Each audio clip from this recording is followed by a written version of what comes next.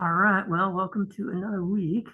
Today we're going to talk about estuaries, and what will come up are some of the things that we've talked about already this semester, like how do things interact on particles, like how the particles get charged, how the chemicals stick to particles, how the particles transit through that zone going from the air part of the hydrolytic cycle to the seawater part, and the kind of chemical reactions that are involved. And they're pretty prominent in, as we'll go through and see today. And then next time we'll probably, this is a long packet. I've been kind of rearranging the content, so we probably won't get through all of this.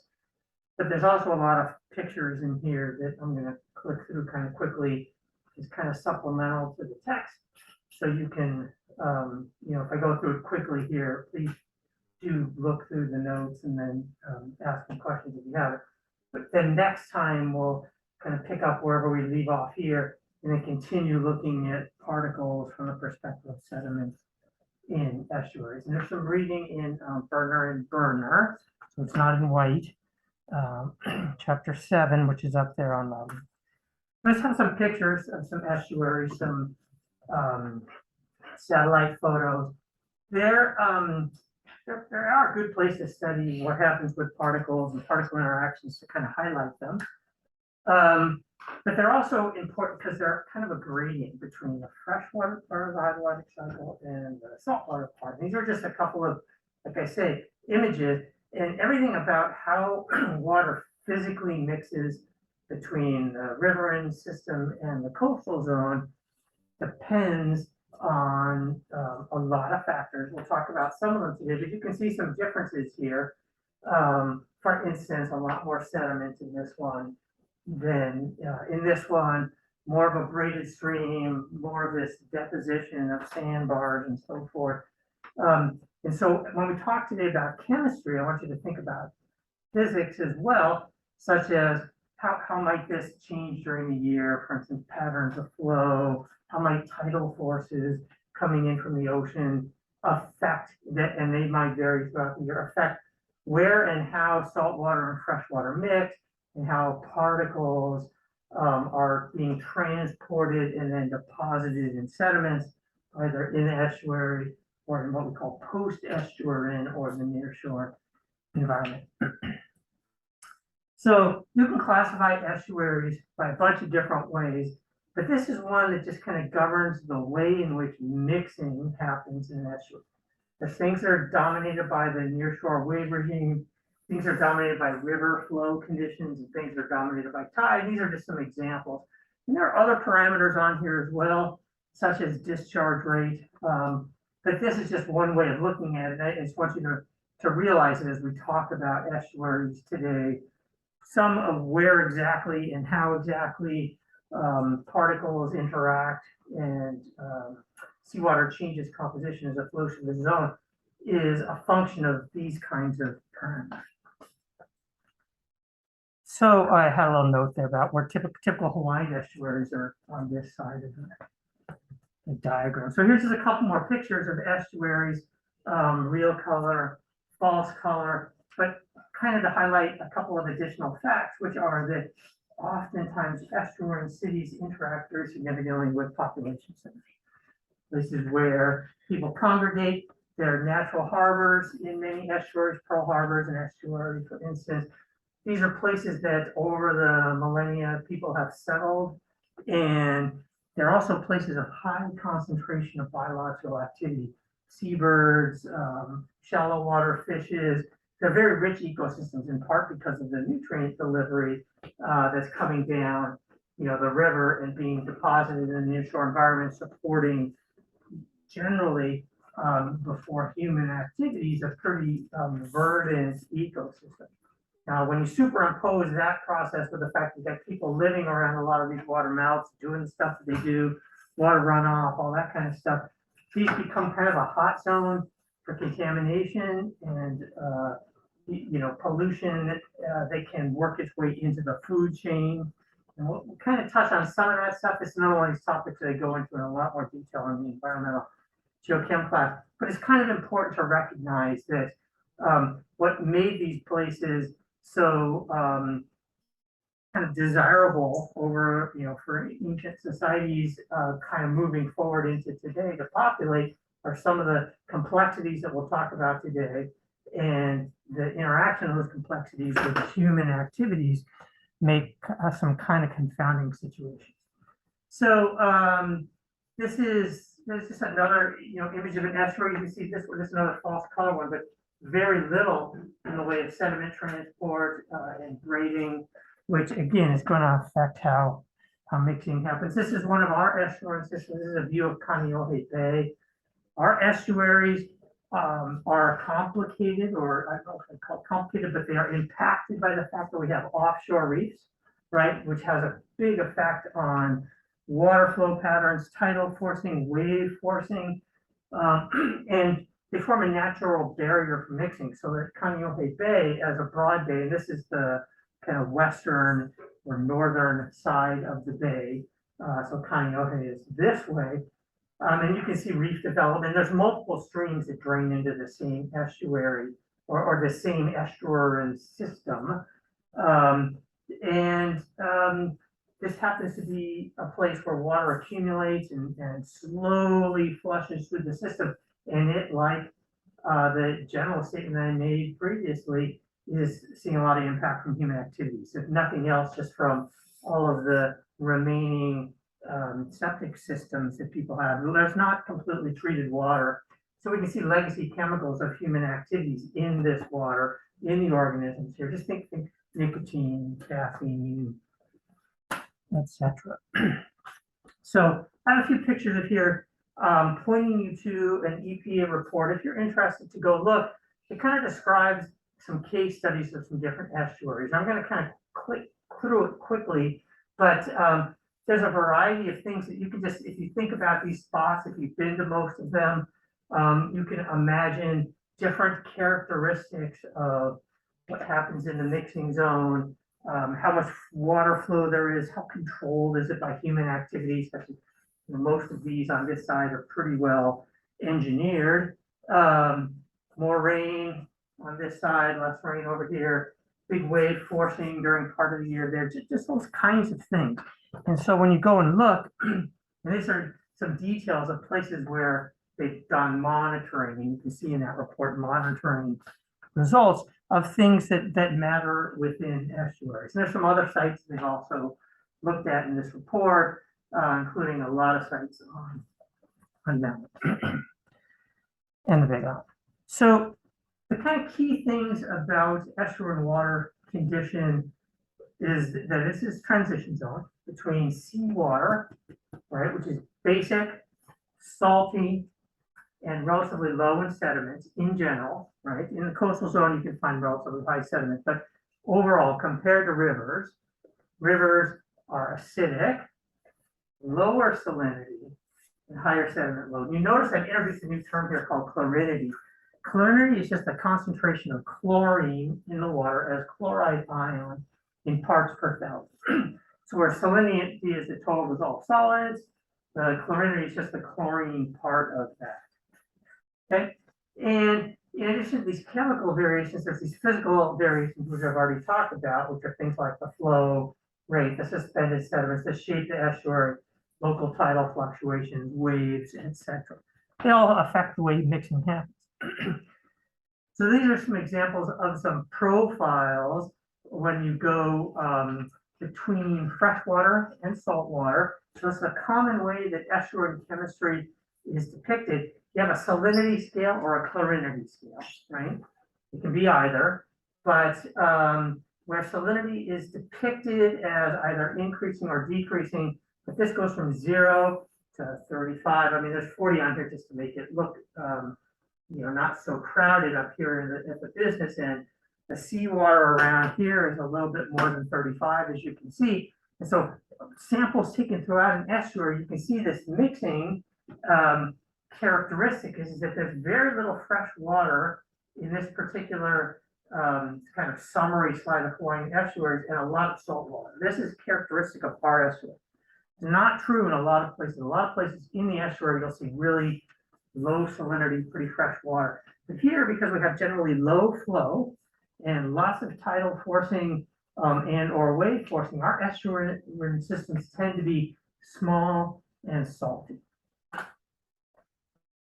Okay, and this is just some other kinds of diagrams to show you some other variations. This is temperature variation going from, I've color coded these all the same. So this yellowy part is the estuary and the blue part is the ocean. So, you know, the water temperature is a little bit cooler, a little bit hotter. That affects the solubilities of things. This is the pH. Like a lot of places, the pH goes from low to high, but in Hawaii, our pH is not nearly as low as in some locations, right? At least as reflected within the riverine system as it enters into the estuary. So, but there is still a change. This is kind of the percent area of estuaries that have a given depth, right? Again, our estuaries tend to be kind of shallow compared to a lot of well-developed riverine systems.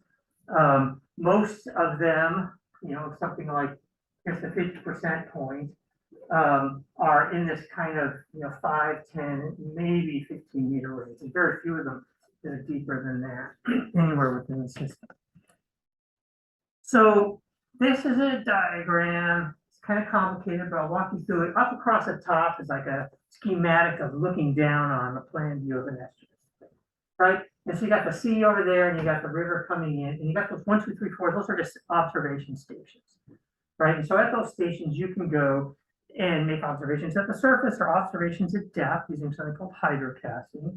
So if you make observations at depth, right, you go down into the estuary, you can see different variations in water properties because of the way mixing happens. So it might be easier, I don't know, to look at these diagrams or these diagrams. These are the salinity going across and how salinity varies with depth at each of those 4 stations. This is a plot that tries to depict, it has station numbers, and it's a contour plot of salinity to try to show you how salinity varies throughout this section. But so you can see that in this type of estuary, the salinity is constant with depth, but it gets saltier as you go out to the ocean, right? So it's kind of like a big block of water moving out and mixing, but the saltiness is the same throughout, okay? Now go to this extreme over here where the bottom water is salty everywhere, same saltiness, but the surface water goes through the same gradient. So this is a place where salt water is pushing in along the bottom, fresh water is pushing out along the top, and the zone of mixing is only happening in the shallow water, right? So this might be an estuarine system that's heavily influenced by tides. Tides are really pushing salt water up, the fresh water is across it, and so there's a strong gradient in salinity.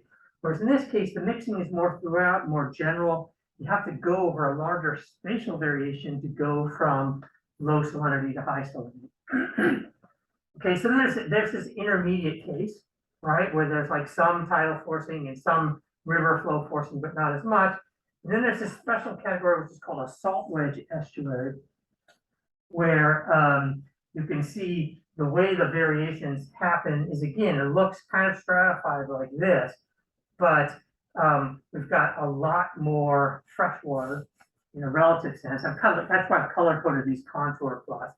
A lot more fresh water running off the top. So this is something that might be dominated by river flow pattern, really intense river flow.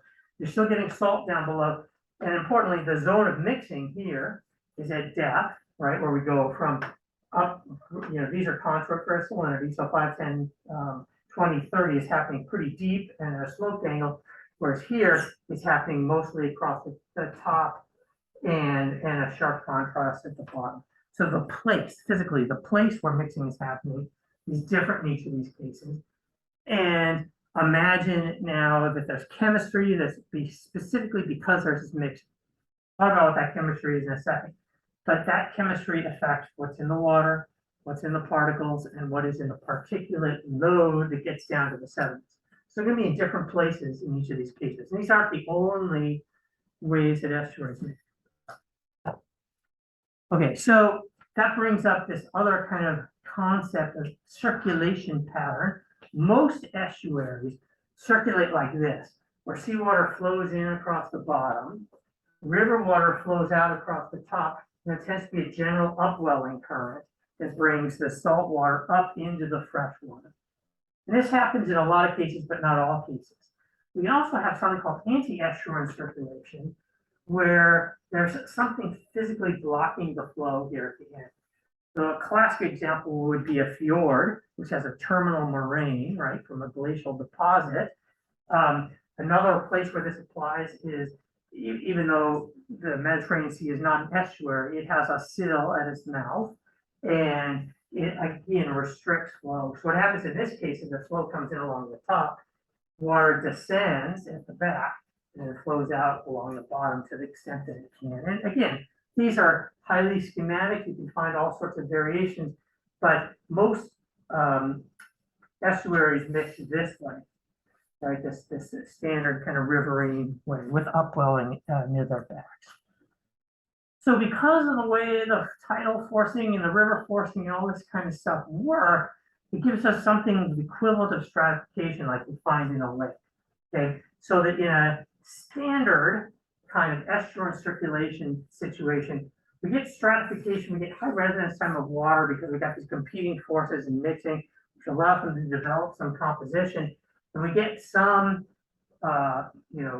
stratification horizontally. Looks kind of like what we find in rivers with fresher water and salty water down below. When we get into these kinds of anti-estuarine situations, the stratification gets a little bit more complicated, and in fact, it almost looks like stratification on its side. So we can't have vertical mixing, but we have variations in salt content as we go throughout it that, again, kind of trap water and increase the resonance. So these are just some more considerations about estuaries with different, types of, they're like fjords are showing up there in the top. Blind estuaries would be, for instance, Waimea Bay, where there's a sandbar that separates the river from the sea. Even though it visually looks like it's not mixing, this of course flows through the sand. It's a high port porosity material. And some other kinds that, as you can imagine, affect the way in which water mixes and what the kind of land use practices are in and around the estuary. Is it a good harbor? Is it not a good harbor? Right, etc. So next thing we can say is that, estuaries are places where rivers dump a lot of their sediments, right? So we find a chemical legacy of weathering of the continents, the stuff that we've already kind of talked about this semester. A lot of it is here, not all of it. Some of it makes it out into the coastal zone. But the suspended particle burden that gets taken out of the water and into the sediment load affects pollutant and contaminant transport as well. And so we do, as I mentioned before, we find a lot of contaminated environments in estuaries and contaminant-rich particles. So these are just a few views of how sediment transport looks. This is a couple of views of the same estuary. This is real color, and this is satellite false color showing you water clarity. And so you can see here, what's interesting is this system and this system look really different. They're right next door to each other. So all those things about like the tides and the ocean wave regime and so forth, they affect estuaries from place to place. What's causing the difference between high sediment, no sediment, and this one happens to be kind of intermediate sediment, has everything to do with the river flow and the shape of the riverine and estuarine system, which contributes to conditions of flow. So I don't want to give you the idea that it's all driven by the ocean.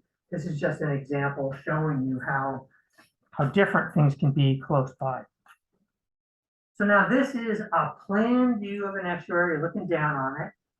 This is a diagram showing you what you would find in the sediments in each one of these places, okay? Kind of the sedimentology of the environment. And there's a couple of characteristics that you can see. One of them is something about what we call the bedding or the cross bedding, right? So back here, these sediments are deposited fairly regularly and they're not overlapping with each other. These are bedded deposits. The very coarsest sediments that are coming down a river tend to be deposited as soon as the river enters into the estuary.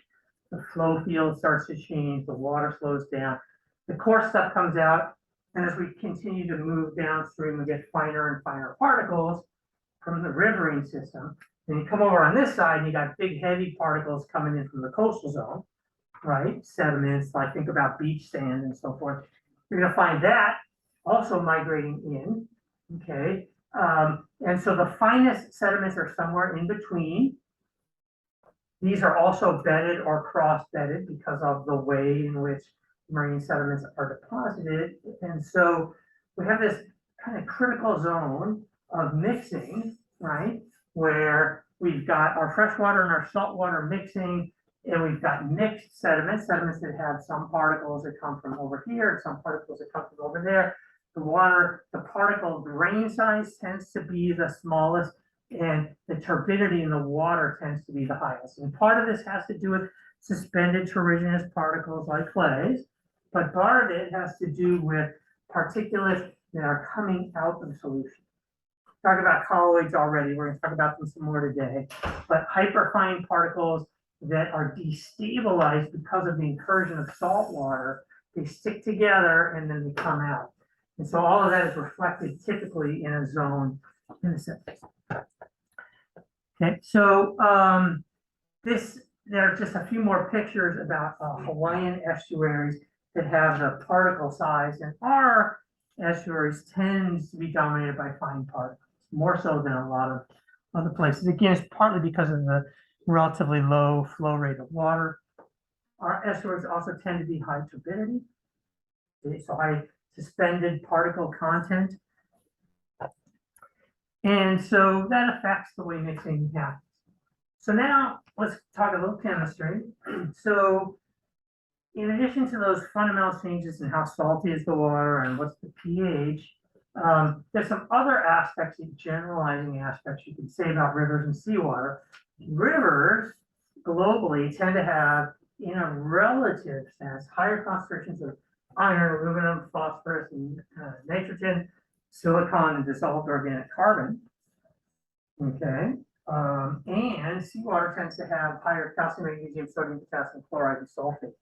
So something about those two environments that contributes to a very different chemistry. Some of those differences develop independently in those two reservoirs, and the estuary is just a zone of mixing between them. But to some extent, things that happen in estuaries are what drive these differences. Primarily, that a lot of this load that's coming down in the river water doesn't make it into the ocean. It gets deposited in estuarine sediments. If these things would slowly accumulate over time in the oceans, are found to be higher in seawater because these elements flow through the estuarine system. They stay dissolved, they get to the river, and then they accumulate in the ocean over millions of years. So these differences can be listed as having three different causes. One of them is just due to what we call conservative mixing, dilution and mixing of two chemicals. And I'll define what conservative means in a second. It has nothing to do with Republicans and Democrats. It has to do with chemical processes behaving in a specific way. But then some of this difference is due to things that happen in the estuaries chemically. Some of these things are things that happen in what we call post-estuarine settings, meaning the nearshore environment. And there are bits of all these things which we will talk about today. Okay, so there's lots of things that particles do to affect that transition that we just talked about. And they involve the kinds of particle-solute surface interactions that we've already talked about this semester, the kind of absorption, the ion exchange, kinds of things. And so during mixing of freshwater and saltwater, in a non-conservative sense, okay, non-conservative means that when we mix stuff together, we initiate chemical reactions that cause the mixtures to not look like a proportional mix of the two solutions. So if you took a very salty water and a very fresh water and you mix them together in an exact proportion, 50-50, the salt content should be half as high, right? That would be conservative mixing. Non-conservative mixing is if we mix those two things together and somehow we lost some salt. Where to go? Or we gained some salt. And both of those things happen. And they happen because we can lose things from solution because things sorb onto particles and those particles get removed. We can also do what we call salting off, which means as particles go through that system, some of the things that are stuck onto them come off, they desorb and they go into the water. So we get both of these processes happen. So when we do a mixing diagram, this is a chemical diagram. Just focus over here for a second of chemical A versus B.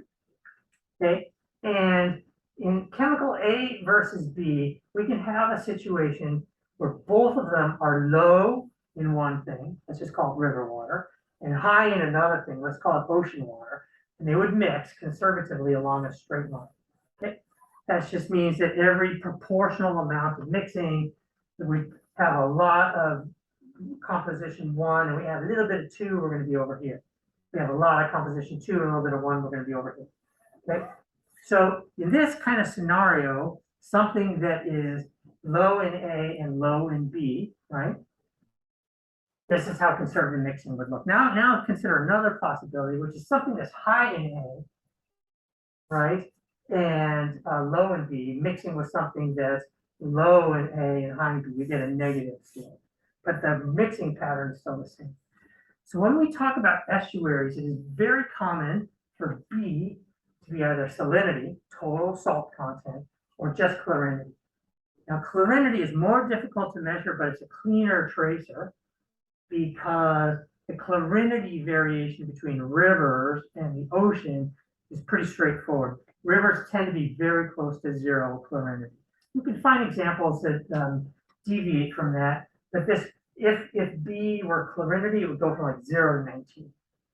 When we get into salinity space, it's a little bit more complicated because some river waters have some salt content. Think about our river waters, relatively low flow. We have a lot of this marine rain, which carries a lot of sea salt with it.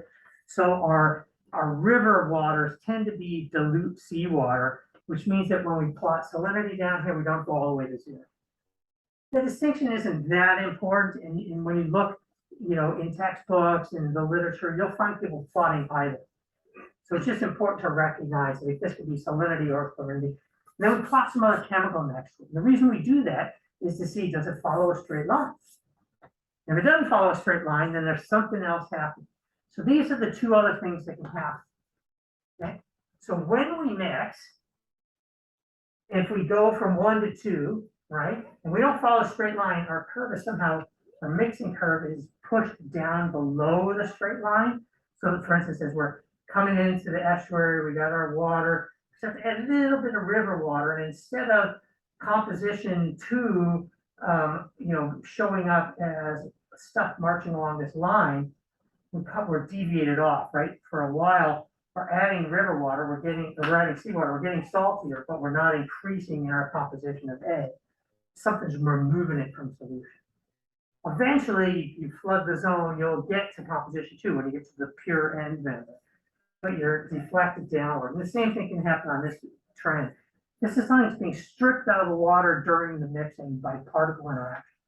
This process, as we're coming in, we've got our composition of A, as we're here in the river, we're adding a little bit of seawater to it. All of a sudden, we find more of that chemical than we would expect.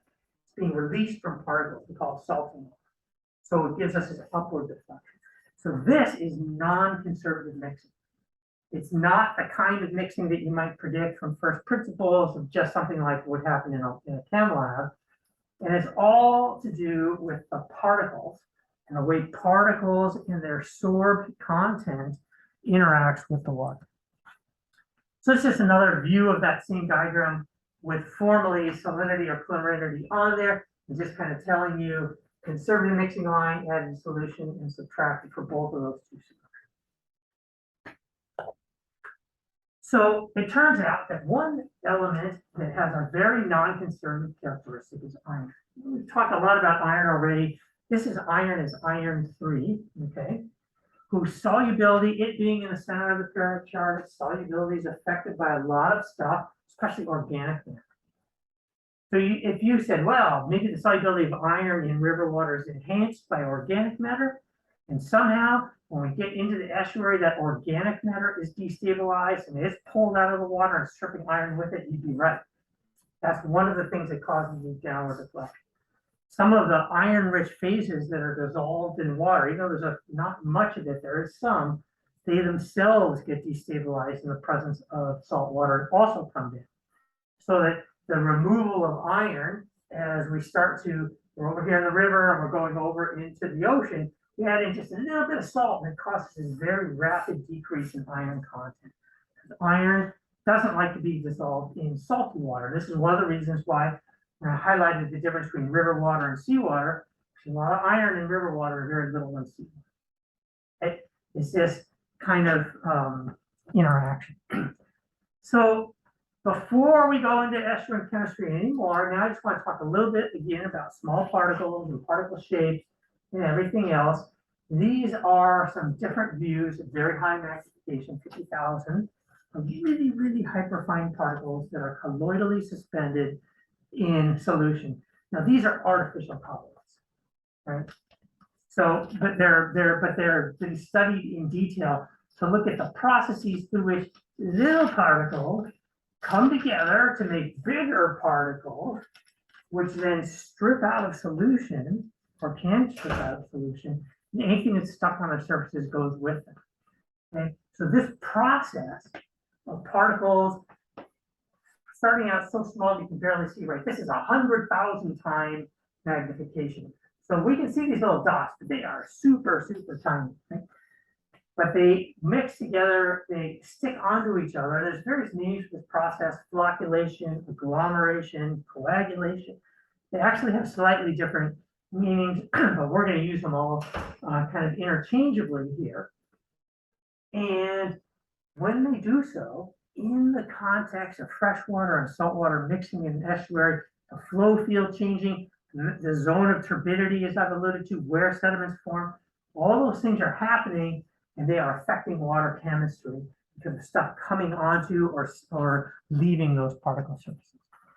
Okay, so in environments where we have changes in water chemistry as well as hyperfine colloidally suspended particles, right? And this is kind of a reminder of something we've talked about before. The particles develop charge and they interact with solutes by some combination of chemical exchanges and charge transfer interactions, including acid-base interactions, okay? And that allows them to impact freshwater and saltwater chemistry, and something that changes about the stability of these hyperfine particles that allows them to come together and then sink to the sediments is playing a role in estuaries, especially to affect water chemistry. So this is just a diagram showing you some particle sizes, just to remind you of stuff. It's a log scale. Ignore this down below for a second. This is the domain. These are angstroms, right? So, which is a 10 to the minus 10th of a meter, and those are in meters across the top. So the zone of molecules, the zone of particles, the zone of colloids is pretty big. It covers a factor of 100 in size. And part of that depends on what is the colloid made of. A colloid with a really high density of charges on it, a larger particle can be suspended for a given composition because it's got more charges on it. There's something about the charges that help what we call solvate the particles.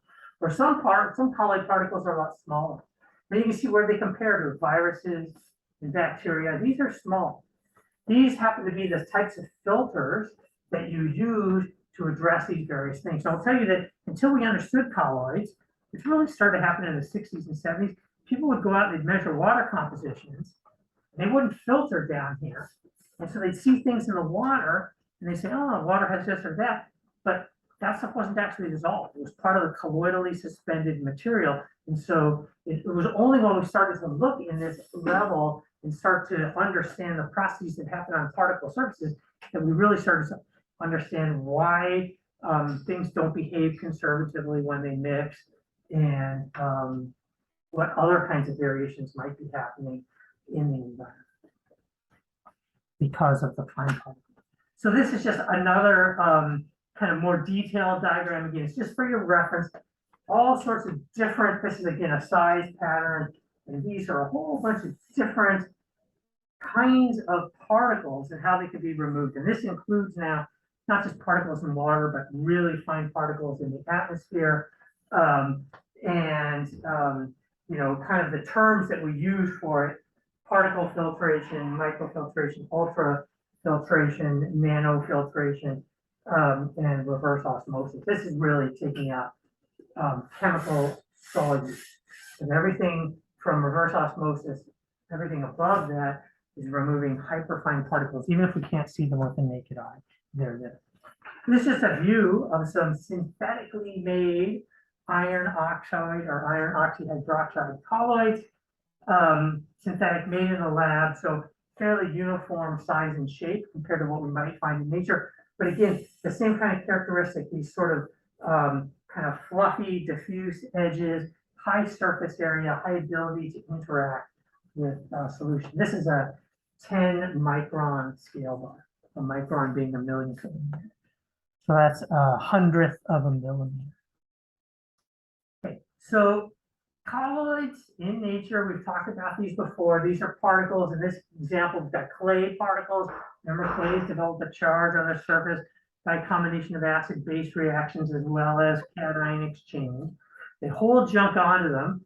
And if we have really small clay particles, they're floating down in a river, they're happily hanging out in the water, and all the chemicals that are stuck under the surface are moving with them. But then we get into a situation in the estuary, and we'll talk about the mechanisms of flocculation in a second, but these particles start to stick together. This is where the agglomeration and coagulation, which leads to flocculation, happens. Agglomeration and coagulation are the process of particles sticking together, and flocculation is the process of those particles that stuck together starting to sediment out. And when that happens, all the chemicals that are associated with them go into the sediments. Now, one little nuance that you'll see here, see the zone of blue, which has got charges in them? This is the charge field distribution around the particle itself being collapsed, made smaller, which allows the particles to stick together and flocculate. So remember back when I told you about the single layer and the two-layer models and all that kind of stuff, that's what this is meant to mimic. And the thing that causes this difference the most is salt. Throw a bunch of salt into a situation and it makes those ion clouds collapse and the particles come out. There are other ways to cause coagulation. This is like a key process in wastewater treatment, for instance. But when we're talking about, you know, in nature, going from here to here, salt water is like a really good way of doing that. So the forces that allow colloids to stay in solution are called solvation forces, right? These are these charged clouds that we find around particles, and their key feature is that they, to some extent, counteract gravity.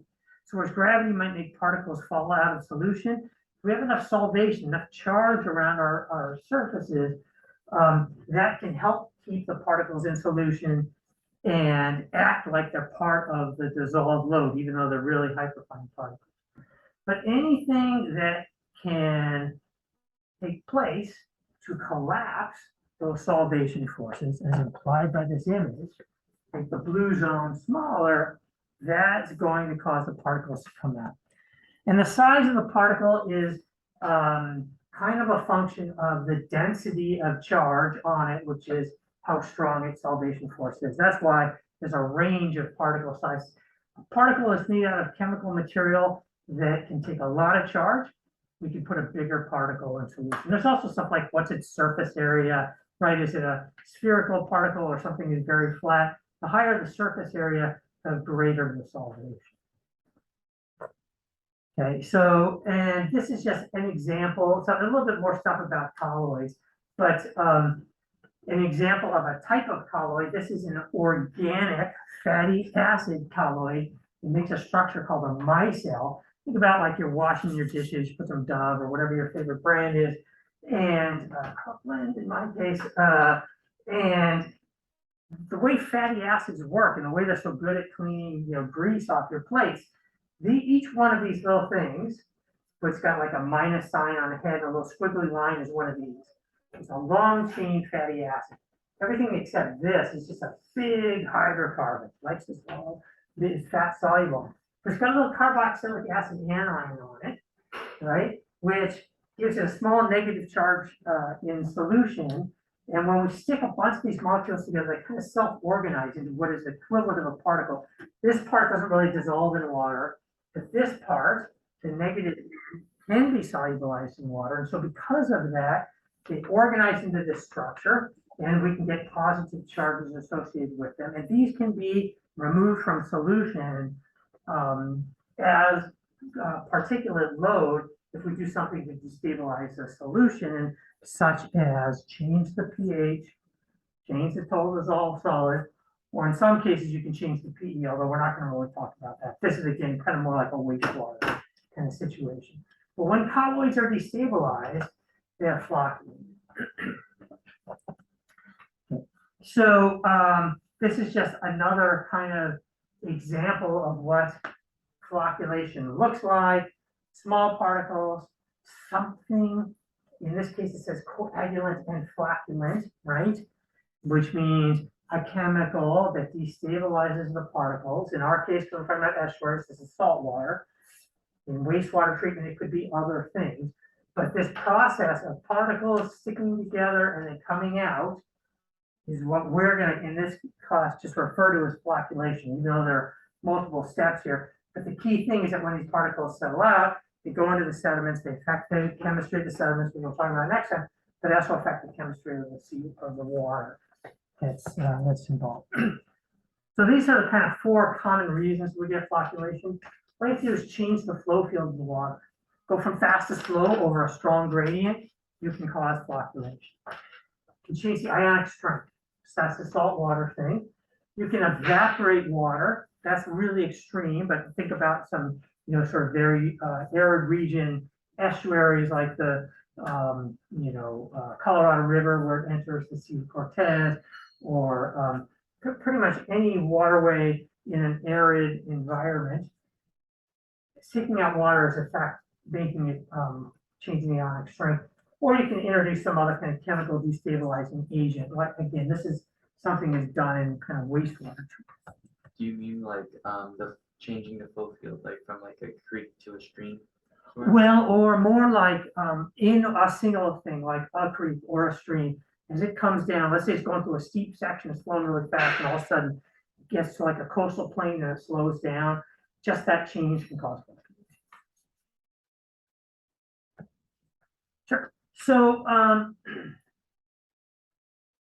when so think about that process and think about the ion clouds that we have around our particles.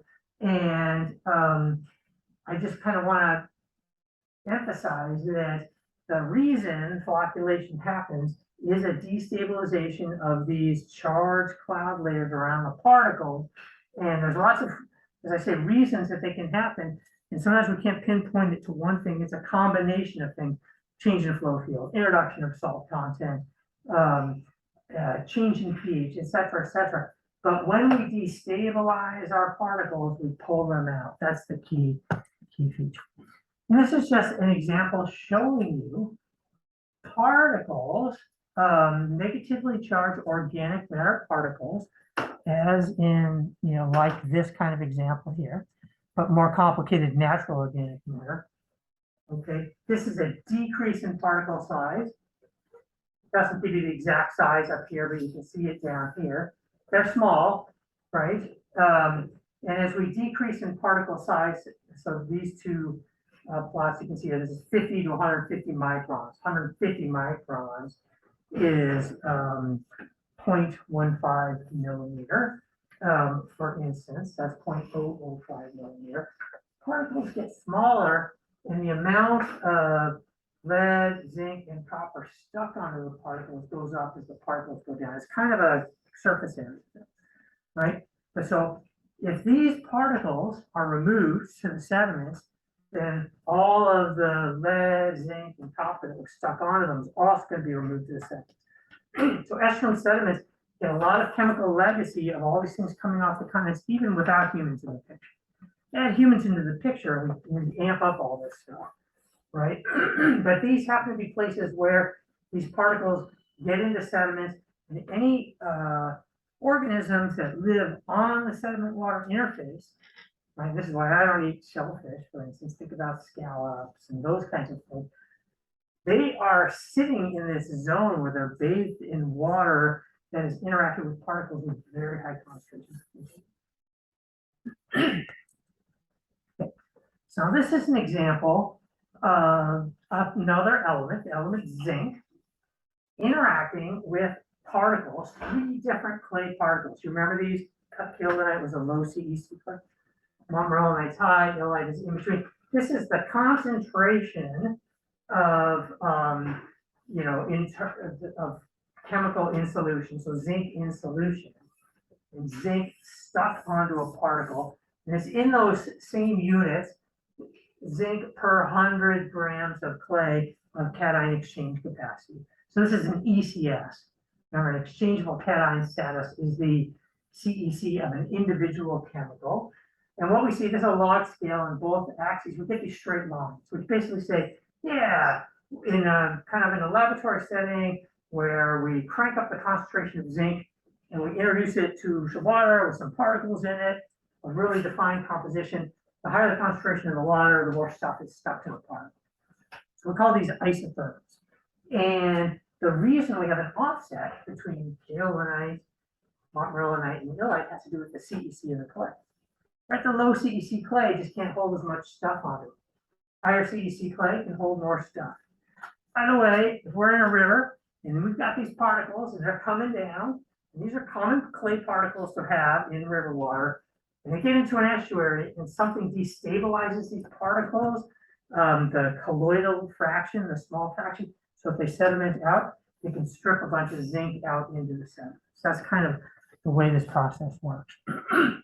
Okay, so now, I don't want to belabor this too much, but go to the real world. Particles are way more complicated than just kaolinite. Particles are oftentimes in nature mixes of multiple substances, right? And so in this kind of flow chart example, you've got a metal ion in solution, right? Metal to the X +4, or an aquocation, which is hydrated. That metal has a bunch of choices. It can basically stay in solution all by itself. Sodium ion is a good example of this. Yeah, whatever. But in the presence of organic matter and in the presence of clay particles, a lot of elements, especially these ones in the military chart that are kind of not very soluble, they're going to go with one or the other. Okay, so in this flow chart, it basically says, does a metal interact with organic matter first? And then what happens in the presence of clay particles? So org is organic matter, CP is clay particles. So you got a metal. Oh, in this case, the metal is being chelated by organic. Okay, and we find this in a lot of environments. Metal is chelated by organic. And if it's truly DOC, then that metal is going to stay dissolved. But if it's hyperfine POC, the colloid is not going to stay dissolved. Now, we can also have a metal that doesn't like to interact with organic. So it doesn't do it, right? No metal organic interaction. Now we introduce clay particles, okay? Organic matter sticks on the clay particles. That's a pretty common feature. So we can get a situation where we have organic matter stuck to a clay particle and a free metal ion. That was flowing down this path. We can also get to a situation where we have organic matter stuck to a clay particle and a metal stuck to a clay particle, right? Think about the last slide I just showed you with metal stuck to the clay particles. Or we can get to a situation where the metal is stuck to the organic matter, which is stuck to the clay particle, right? All 3 of those possibilities exist, as well as the free ion. Each one of these is going to behave differently in the presence of salt water because of the density of charges, particle size, solvation forces, etc. So we're not going to worry about those details anymore. I just want you to realize that they're complicated, that in essence, Okay, this is a ternary diagram for many metals in the presence of fresh water and salt water, showing you the relative proportion of three forms: free ions, absorbed metals, and complexes, right? So free ions and complexes are over here, but we can have more kinds of complexes, such as these, right? So these are free ions and complexes, and then sorbed is something that's stuck onto a particle. So in this ternary diagram, you can see two things. In fresh water, there's a lot of variety, right? None of these are more than 50% free ions, right? Along this axis, there's somewhere between free ions and complex.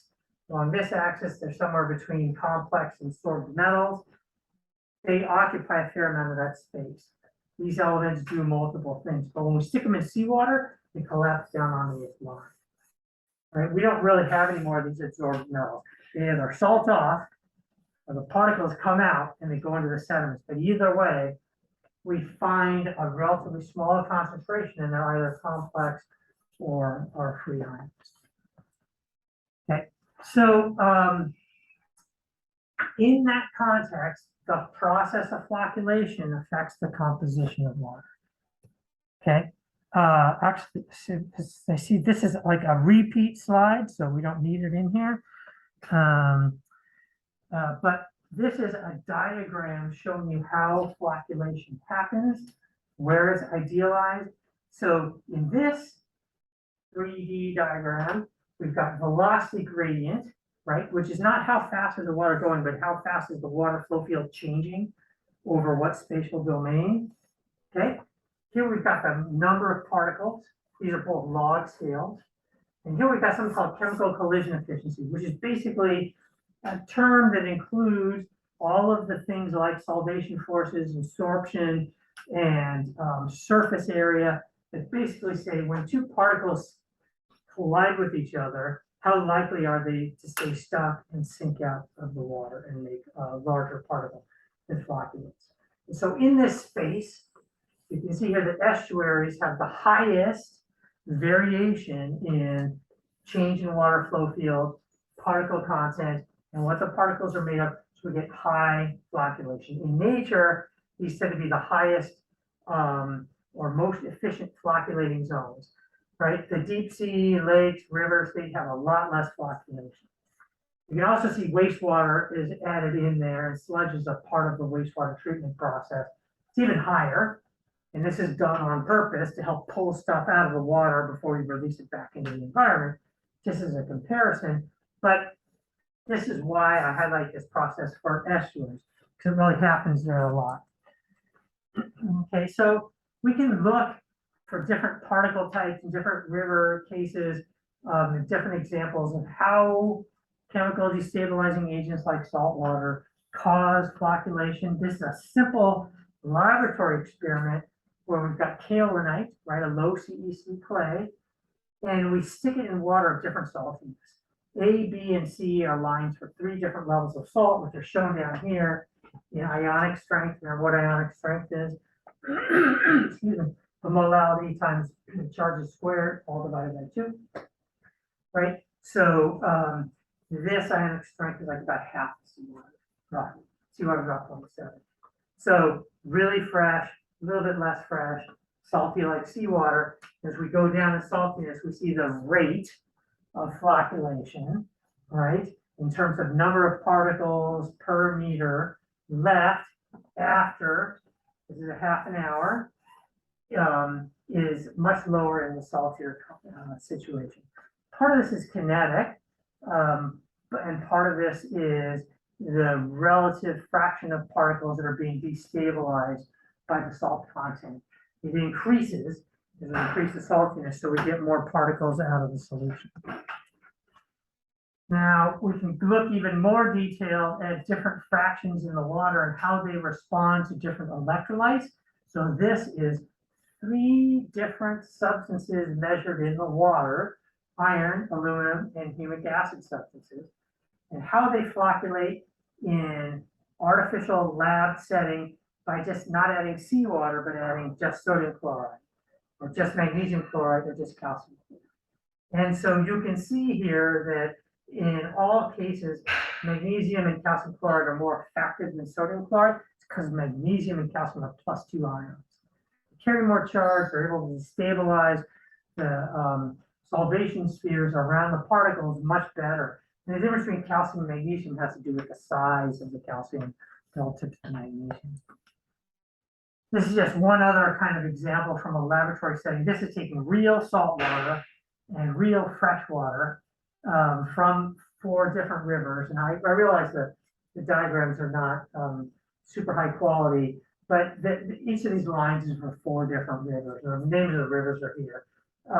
But this is salinity across the bottom going from fresh water to salt water. And this is the concentration of the thing. So this is dissolved organic carbon, iron, phosphorus, and humics, right? And so we see in these 4 different rivers, the amount of stuff that gets removed to sediments is different from river to river, but in all cases, we get saltier and saltier. We see this change in production of particulates. This is the rate of production of sediment of each of these elements, and therefore that leaves the water with less and less of these things. So now think back again to the chemical gradients that we were just talking about a little bit earlier. That process, saltwater and freshwater mixing and removing the particles, is what causes these variations as we move down on these diagrams. And this is the regular mixing, right? This is the mixing where particles are being removed, and this is mixing where particles are being added. Okay. Sorry, like I said, because I have some duplicated slides in here because I was rearranging stuff, copying and pasting. So this is just another kind of depiction of how in an estuarine system where we've got particles, seawater mixing in with fresh water, and in this case, iron in solution, as well as a couple of solutes, an oxyanion, arsenate, and a cation, zinc ions, how they might find themselves associated with each one of the stages of evolution when particles form and settle out. So we can have iron, whether it's reduced or oxidized, eventually it will all become oxidized in the presence of fresh water in the mixing zone. And these iron solutes, which they are in this case, might start to interact with some of these solutes, but then particles start to form, iron colloids form, and we start to stick on some arsenate and some zinc. And over the process of colloids agglomerating and then flocculating, they can fall out of the sediments and carry with them the stuff that's stuck onto them, arsenic and the zinc. There's one more experiment to show you. This is again time, and this is the loss of iron from solution in a couple of cases of 2 different salinities. So one where we mix the water all the way up to basically close to seawater salinity, and another one where we get only a quarter of the way present. So we can see down here, in about an hour, we can pull some iron out of solution. After about 20 minutes, this isn't really changing anymore. Okay, this is the maximum amount we can remove. In this case, in the saltier case, we make a little bit more. Right, so we destabilize a little bit more iron colloid when we make the water salty. And now if we add sediments into the mix, sediments, particles are colliding with each other, colliding with the colloids and helping to strip them out of solution. All of a sudden, the yield of iron from solution goes way up. And this is why the way in which mixing happens in an estuary, which includes not just the fresh water and salt water, but also all the sediment, really affects the flocculation. And the reversal in order here, where now the very highest yield comes from slightly less salty, has to do with competition on the surfaces. In very salty conditions, the particle content, the particles that are flocculating out, some of their sorption spots are taken up by some of the salts of seawater, right? And so that makes the chemical collision efficiency of those particles a little bit lower. And that's why in the presence of sediment, in the very saltiest situations, the yield is a little bit lower. But if you think about a real environment where you're walking from the river out towards the ocean through an estuary, you're going to go through this zone before you get to that zone. and the particles are coming down. And so you will have already removed your particles upstream where salinity isn't as high. Okay, so other metals act like iron, right? Oftentimes they act like iron not because they have the same chemical behavior as iron, but because they're sorbed onto iron. Iron is being pulled out, they're being pulled out with the iron. You can also find some elements that are more sensitive than iron. They flocculate out more effectively than iron, which means that they're not coming out associated with iron particles, they're coming out with something else. You also have metals that flocculate less efficiently than iron. Now, I'll show you examples of that. But so this is a plot showing you salinity, concentration, mixing diagrams. The straight line is the conservative mixing diagram for copper and zinc. And hopefully you can see that the copper curve is steeper, right? As you're mixing salt water into your freshwater estuary, you're flowing downstream. All it takes a little bit of salt water, you pretty much dump all the copper. Whereas some more of the zinc manages to make it through. And these two chemicals are associated with different kinds of particles. Okay. Now, I also just wanted to mention really briefly how microorganisms play a role in this whole system. So microorganisms make organic matter, they transform organic matter particles, they affect the DOC and the POC, they can also affect the EH in sediments. And so I guess I kind of want to just remind you that microorganism interactions that happen on particles while they're moving through the system, right, can affect the behavior of some chemical elements. Like redox sensitive elements might be associated with a particular particle. We've got microorganisms living in and around that particle, maybe eating the food. If it's a DOC particle, it can affect oxidation states. So these get to be really complicated systems. And this is just kind of a summary, sort of showing you again, kind of in a flow chart form, the particles that are impacted by microorganisms can affect the distribution of metals. You know, those metals can be free or they can be associated with these particulate clay microbial aggregate, same thing as a clay POC aggregate in that flow chart I showed you before. Some of this stuff sediments out. Some of it, when it gets into the sediments, gets interacted by other microorganisms, which can either resuspend sediments or even release some chemicals back into the water. So it's a complicated environment. And it sits at the base of food webs. So now let's go to a situation where this matters for copper. This is distance from the mouth of the river, right? So it's not salinity, but it could be. We could plot it as salinity, except we're going to look in sediments. So it's hard to use salinity in sediments. Instead, we look at the physical distribution. We're going upriver, and we look in the river water, and excuse me, in the sediments coming out of the river water, I should say. Really high copper concentration upstream and very low downstream. And that's because of this effect on this slide. Just a small amount of freshwater, of saltwater interacting with our freshwater causes the copper to come out of solution. We find it in the sediments. Okay, so we're going to find our high copper concentrations really far from the river mouth. And by the time the river continues to flow out the estuary towards the sea, there's no more copper there if they go into the sediments. Now, when we look in the sediments, what we find is that at the very highest upstream site, organisms in the sediment that are feeding on organic matter have a very high copper concentration. And as we come downstream, the copper concentration in the organisms, the microorganisms, goes down, even though the copper is high. So it tells us there's two pools of copper. Copper that's associated with organic matter, that when microorganisms are decomposing that organic matter, they are incorporating the copper in cases where that isn't happening. So this copper is in two forms.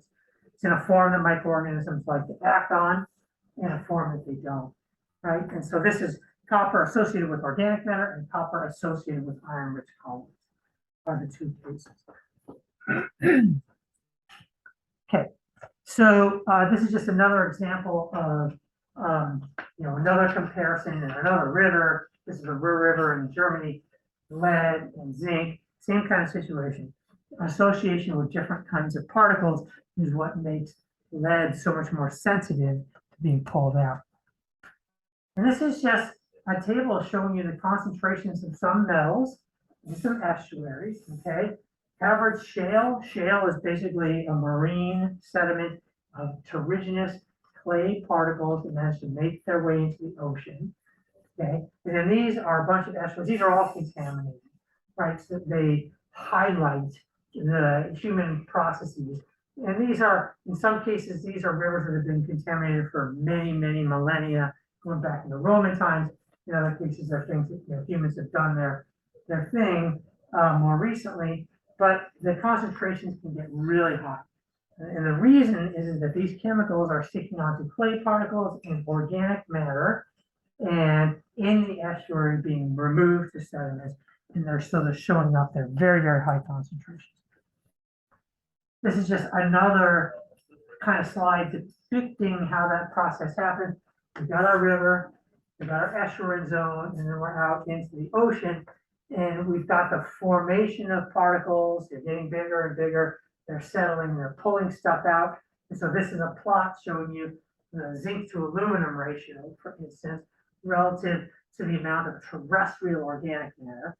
And so in this system, we're transitioning from terrestrial water to salt water, marine water, and the organic matter that comes in the colloidal form is being removed, right? So this is going from upriver to the ocean, right?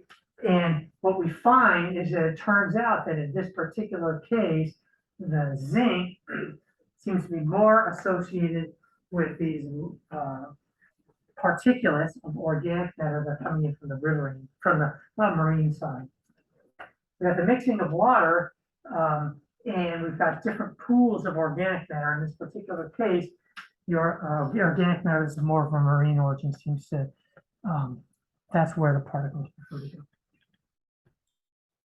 So this is just also to remind you that in these environments, we got a lot of human interactions that introduce all sorts of particles to the environment.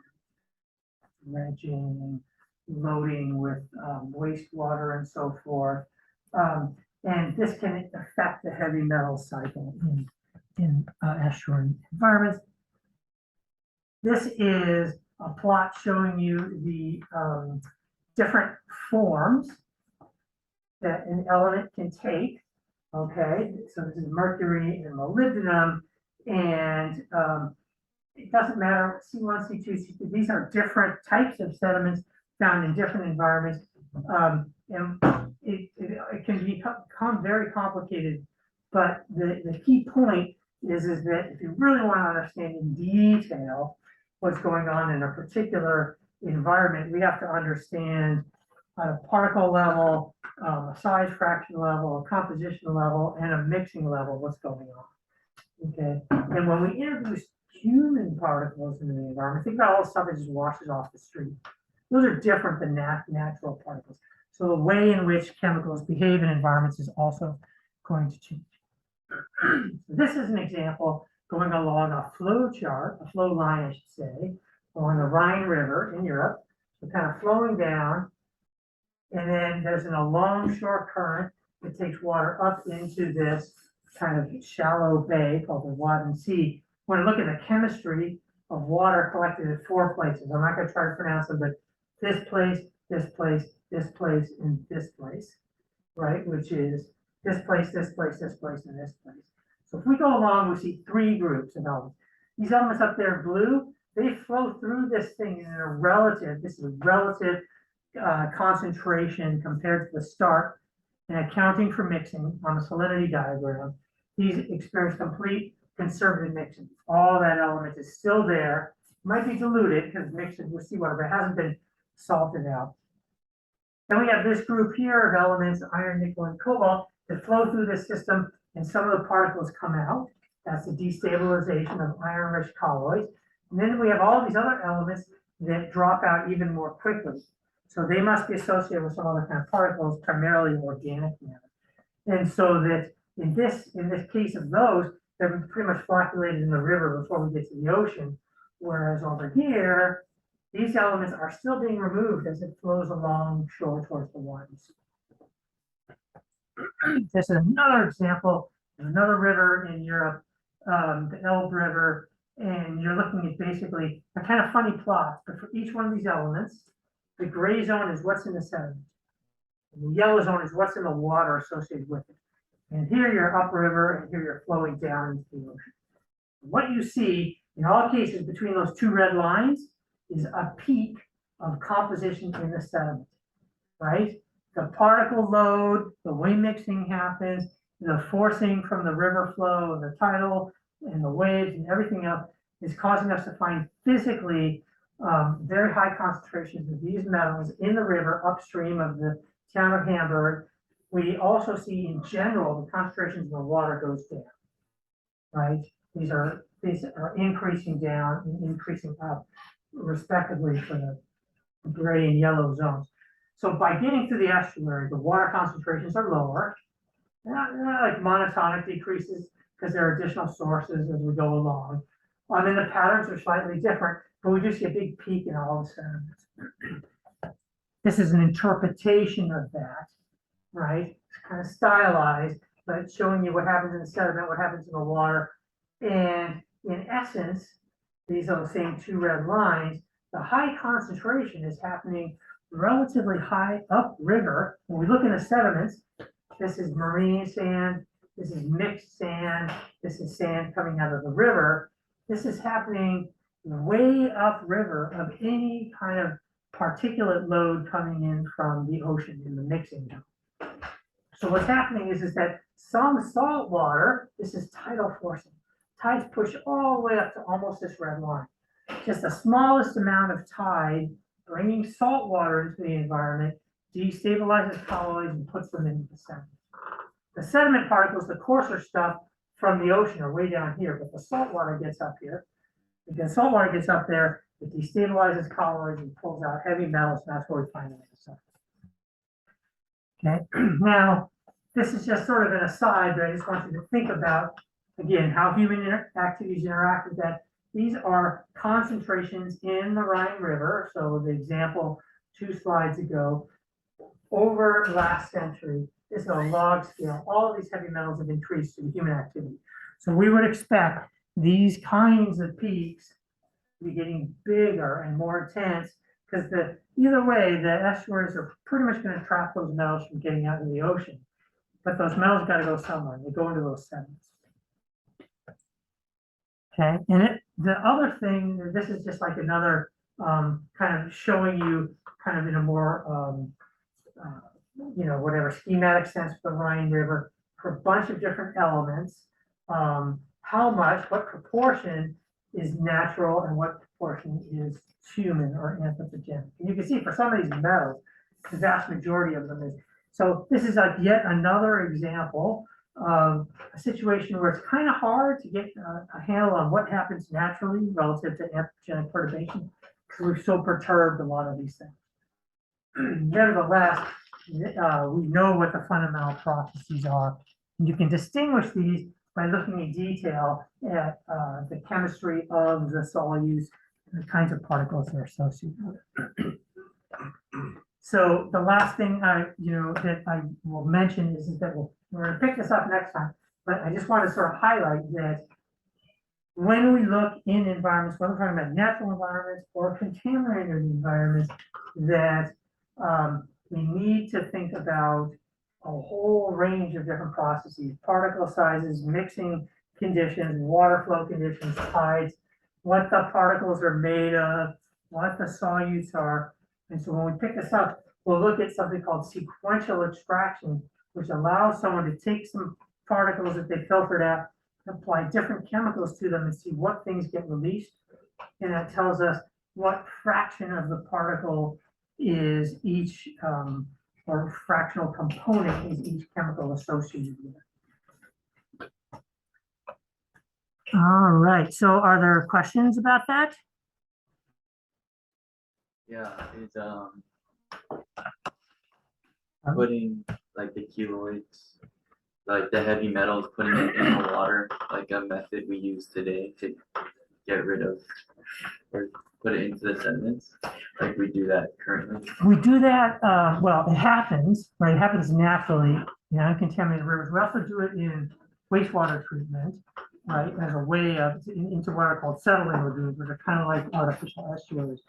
That's a way of removing stuff. But, so yeah, we do it, but there's a lot of environments, including, just think about everything that washes off the street, all here in Honolulu. Most of that stuff just goes straight out into the ocean. And so because of the way our estuaries are and so forth, so we end up getting a pretty high load in the coastal zone. But in settings, you know, where there's better developed estuaries, that is where most of that heavy metal legacy would go into the setting. So in like landlocked states where there's not a lot of destabilizing agents, do they put like NaCl? They have to treat their water. They tend to use stuff that's fancier than NaCl, because the problem with NaCl is that it's hard to take back out. So there's other things you can put in the water that are easier to remove. They're usually like aluminum salts or iron salts. But the principle is the same. And yeah, their water tends to be, I mean, just think about like Flint, you know, and the high lead concentration.